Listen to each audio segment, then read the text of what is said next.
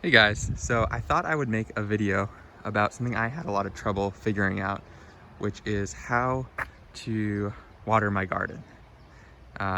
So my wife and I, we built this 3,000 square foot garden where an old greenhouse used to be, and we finished it up at the start of this summer, but we didn't really think about water, and it was something that we would get to. And when we had finished the fence and we had planted our plants, we realized how big an issue water is. So there is a small creek where that bridge is, and then a stream beyond these bushes, which I'll show you, which for about a few weeks we actually lugged up buckets and buckets of water. It would take us about an hour or 2 hours together to water this entire garden, just making trips back and forth. And that's the point where we really started to look into alternative ways to water the garden. One of the most common for people with houses is just to hook it up to the tap, so run a hose. And we didn't want to do that because we're on a well, and we didn't want to risk drying out our well.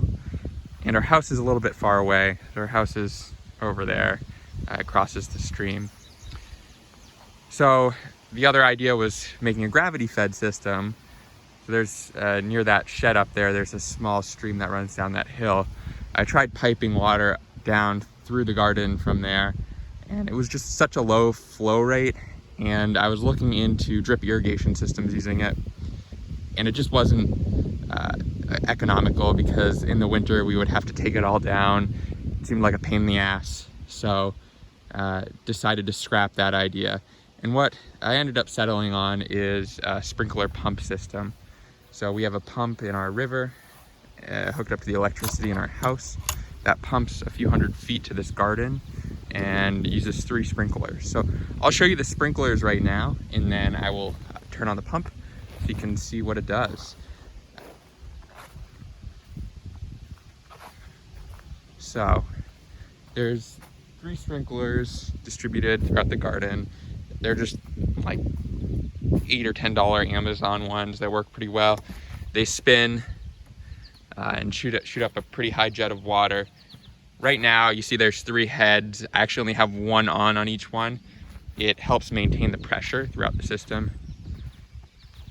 Here's another one, and I'm stepping on the hose, that's why it's squirting. And there's a third one way down at the end. So we got 3 sprinklers, and we bought about 300 feet of hose from Walmart. And I'll try and put all the prices and materials in the description, but hoses were pretty cheap at Walmart. We got the cheapest ones. They handle the pressure really well. So the hose runs along the grass here, and then there's a small creek that's overgrown right now, and it basically runs along the creek into a bigger stream or river, and that's where we have the pump, and I'll walk over there and show you what that looks like. So while we're going over there, I didn't know much about pumps, and I had a lot of questions about what type of pump I should get. I initially saw a lot of these like a sump pump, something I could throw in the river and just get a large volume of water. But as I did some more research, those would not have nearly enough pressure to run 3 sprinklers, let alone even 1. So here's that river I was telling you about, river stream. It's technically a river on the map, but it doesn't seem to be big enough to call it a river. So we have the hose, you can see.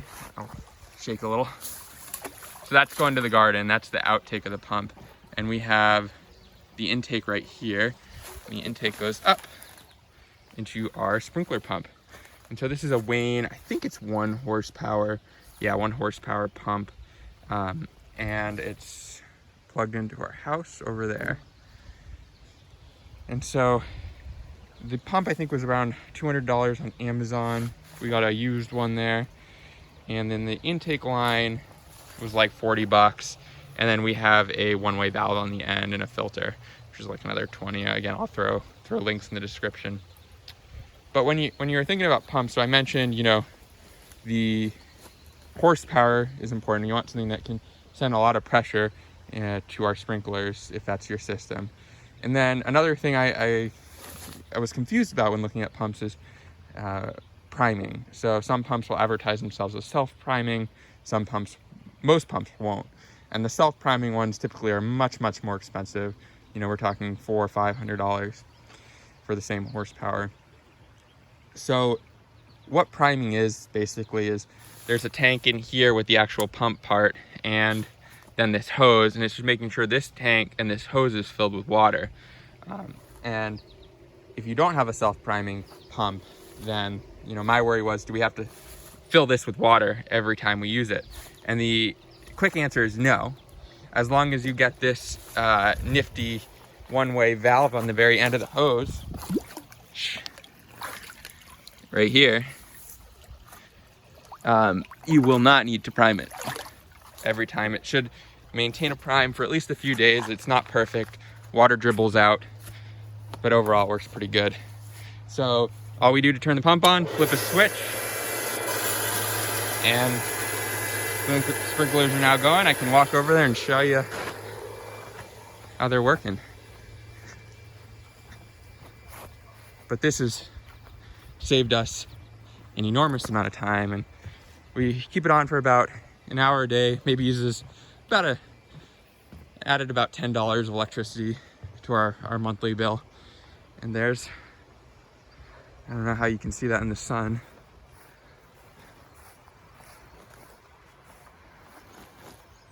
And there's our system going. I don't want to go in there because I'll get soaked. And I'm not quite sure how many gallons per minute or per hour this is storing. I'm gonna make another video where you can test that. But I suspect it's, you know, 5+ gallons a minute. It's pumping a lot of water. So I'll make some more videos, and maybe I'll have my wife make a better video about the actual garden itself. She knows the plants way better than I do. I'll see you later. Like and subscribe.